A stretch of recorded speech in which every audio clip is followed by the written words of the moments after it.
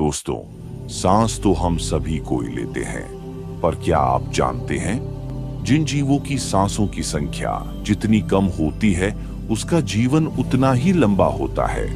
और इसी को समझकर हमारे पूर्वजों ने सांसों की संख्या को कम करना शुरू कर दिया था, क्योंकि वे भली भांति तरीके से समझ चुके थे इंसान को जीने के लिए साल या महीने नहीं बल्कि एक निश्चित सांसों की संख्या मिलती है, और सांसों की गति को कम करके उम्र को लंबा किया जा सकता है।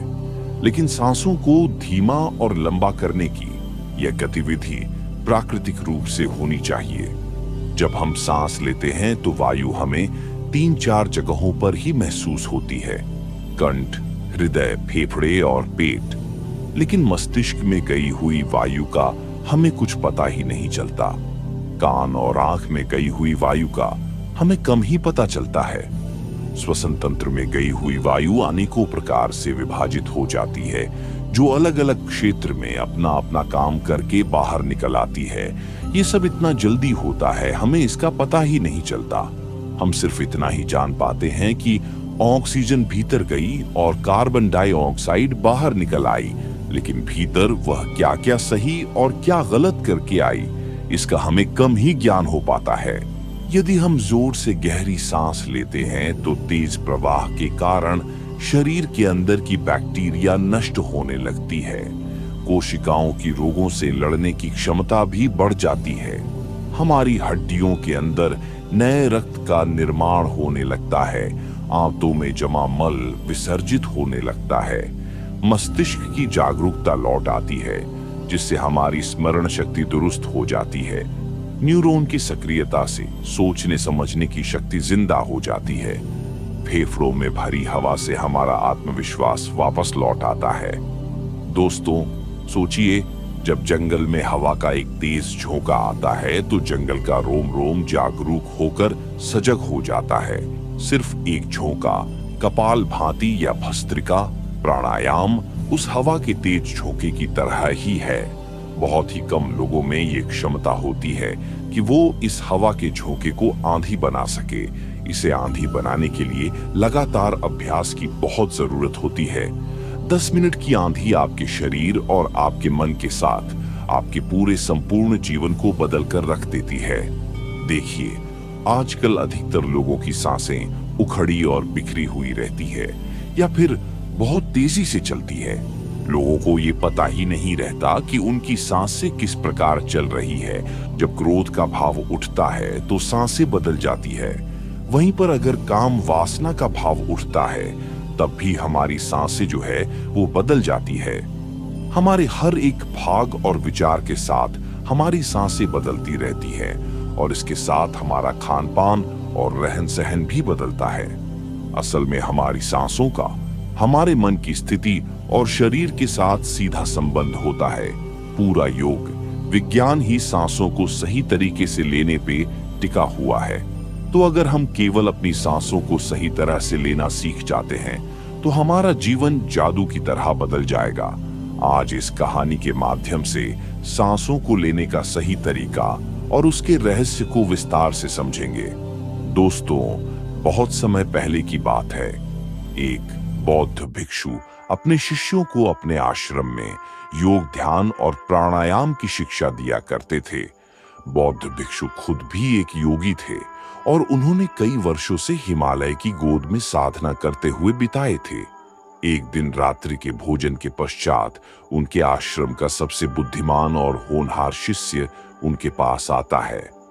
अपने शिष्य के चेहरे को देखकर गुरु समझ गए कि उसके मन में प्रश्न उठ रहे हैं। गुरु के नजदीक पहुंचते ही शिष्य ने गुरुदेव को प्रणाम किया और कहा, हे गुरुदेव, मैं आपसे कुछ प्रश्न पूछना चाहता हूं। गुरु ने मुस्कुराते हुए कहा, मुझे मालूम है, ये तो मैं तुम्हारे चेहरे को देखते ही समझ गया था। पूछो, क्या प्रश्न है तुम्हारा? शिष्य ने कहा, गुरुदेव, आप अक्सर कहते हैं कि योग, ध्यान और प्राणायाम का मूल आधार हमारी सांसें ही है, और अपनी सांसों पर नियंत्रण पाते ही हम अपने मन और विचारों पर नियंत्रण पा लेते हैं। तो आज मैं आपसे इन सांसों का रहस्य और उसके यौगिक विज्ञान के बारे में जानना चाहता हूँ। शिष्य की ये बात सुनकर गुरु हल्का सा मुस्कुराए और कहा, जैसे हमारा मन होता है, हमारी सांसों की गति भी वैसी हो जाती है, या फिर जैसी हमारी सांसें होंगी, हमारे मन की मनोदशा वैसी हो जाएगी। यानी हमारे जीवन में सब कुछ हमारी सांसों से जुड़ा हुआ है। जो हमारे भीतर घट रहा है वो भी, और जो हमारे बाहर हो रहा है वो भी। हमारे जीवन में घटने वाली हर एक घटना हमारी सांसों के साथ गहरा संबंध रखती है।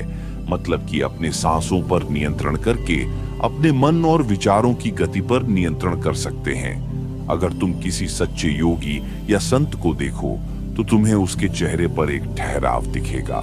एक सच्चा योगी बुरे से बुरी स्थिति में भी खुद को शांत रख सकता है। इसमें वो अपनी भावनाओं को नहीं दबाता, बल्कि वो अपनी सांसों पर नियंत्रण रखता है, और सांसों को कंट्रोल करते ही अपने मन पर कंट्रोल पा लेता है। और जिस आदमी का मन उसके नियंत्रण में हो, उसके पास उसकी सभी समस्याओं का समाधान भी होता है। तुमने कुछ योगियों के बारे में सुना होगा जो 150, 200 या फिर 300 सालों तक भी जीवित रह पाते हैं। वो खुद को इतने लंबे समय तक कैसे जीवित रख पाते हैं? असल में उनका नियंत्रण उनकी सांसों पे होता है, जिसे हम प्राण ऊर्जा भी कहते हैं। प्राण ऊर्जा हमारी चारों तरफ है। इसे कितनी मात्रा में लेना है और छोड़ना है, यह एक जोगी बहुत अच्छे से जानता है। वो इसलिए इसमें महारत हासिल कर लेते हैं और अपनी प्राण ऊर्जा का इस्तेमाल अपनी जरूरत के हिसाब से ही करते हैं। अगर तुम अपने शरीर को स्वस्थ रखना चाहते हो, तेज बुद्धि चाहते हो, तो तुम्हें अपनी सांसों को समझना होगा और उन्हें नियंत्रित करना सीखना होगा।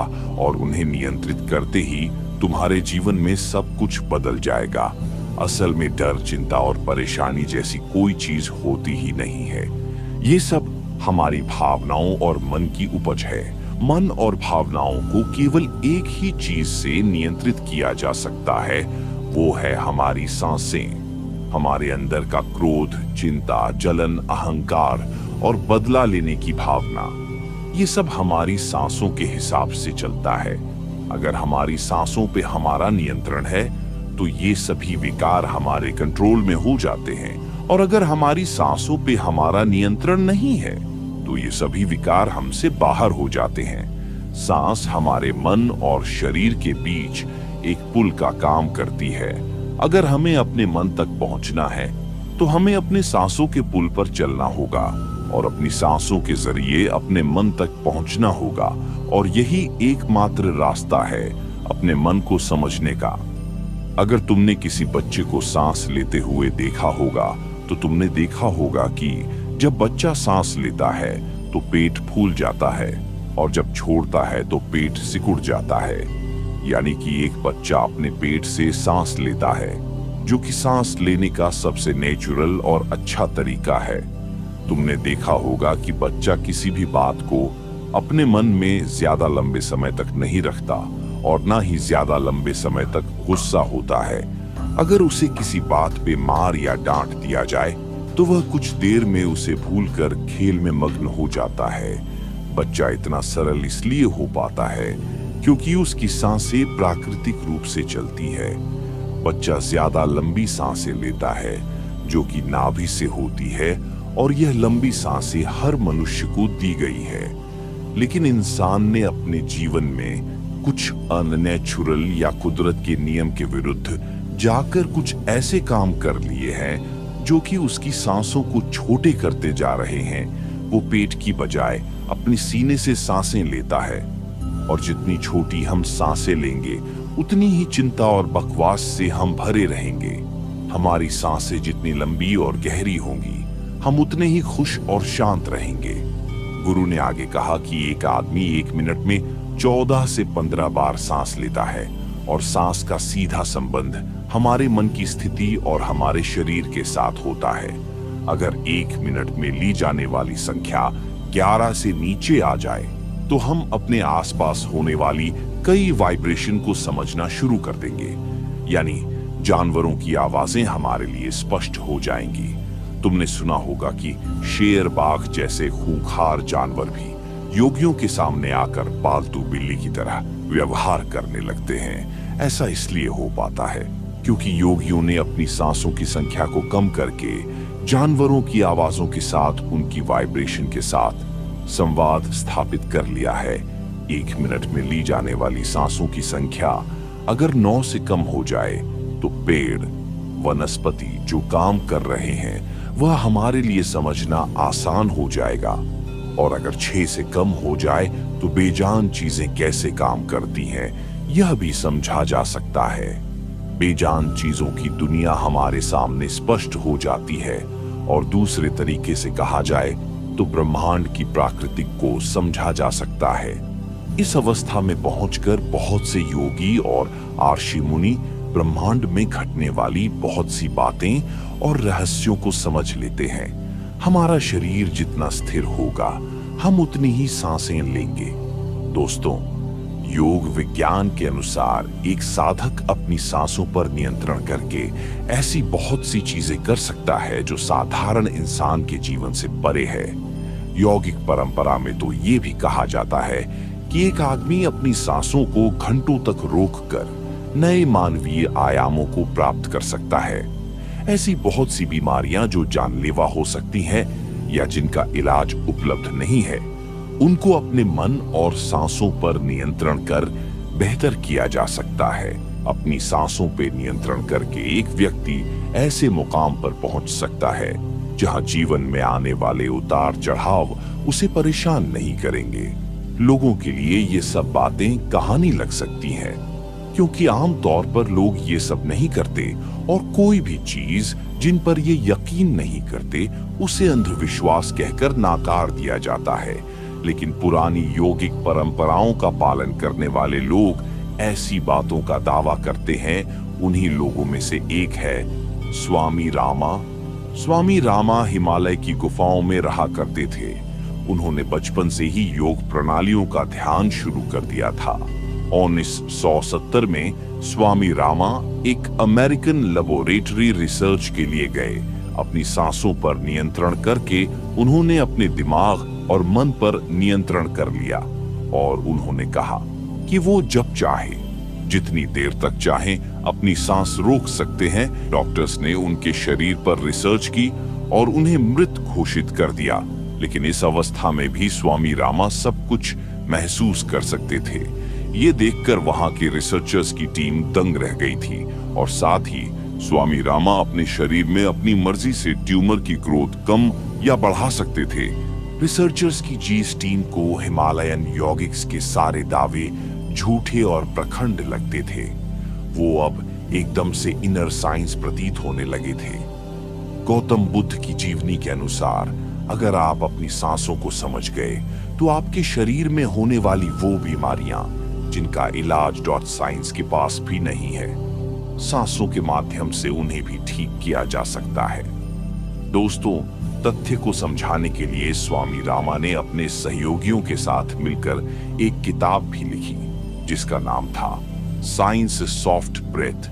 गुरु ने शिष्य को आगे कहा, जब सांस विचलित होती है तो मन भी अस्थिर हो जाता है, लेकिन जब सांसें शांत होती है तो मन भी स्थिर हो जाता है। इसलिए हमें अपनी सांसों पे नियंत्रण पाना सीखना चाहिए। गुरु ने शिष्य की आंखों में देखते हुए कहा, तुम्हें क्या लगता है कि जितनी लंबी सांस अंदर लेते हो क्या उतनी ही बाहर भी निकालते हो? नहीं। सामान्य स्थिति में जो सांस अंदर लेते हो उसकी लंबाई 10 अंगुल होती है और जब बाहर निकालते हो तो 12 अंगुल हो जाती है। यहाँ 1 अंगुल का मतलब 1 उंगली की मोटाई से है। हमारी रोजमर्रा की जिंदगी में कुछ काम ऐसे होते हैं जिन्हें करते वक्त हम जितनी सांस अंदर लेते हैं उससे कहीं ज्यादा सांस बाहर निकल जाती है। इसीलिए हमारे शास्त्रों में काम और क्रोध पर नियंत्रण रखने की बात कही गई है, क्योंकि ये हमारी प्राण शक्ति को श्रृंख कर देती है। यदि किसी तरीके से बाहर निकलने वाली सांस को कम कर दें तो लंबी उम्र को प्राप्त किया जा सकता है। आगे बौद्ध भिक्षु कहते हैं कि अगर बाहर निकलने वाली सांस किसी व्यक्ति में 1 अंगुल भी कम हो जाए तो व्यक्ति का मन स्थिर हो जाता है और काम वासना खत्म हो जाती है। अगर 2 अंगुल कम हो जाए तो जीवन में आनंद की प्राप्ति की जा सकती है। 3 अंगुल कम हो जाए तो जीवन के रहस्यों का बोध होता है। 4 अंगुल कम होने से इंसान को वाक सिद्धि प्राप्त हो जाती है। अगर 5 अंगुल कम होने से इंसान को दूरदृष्टि प्राप्त हो जाती है।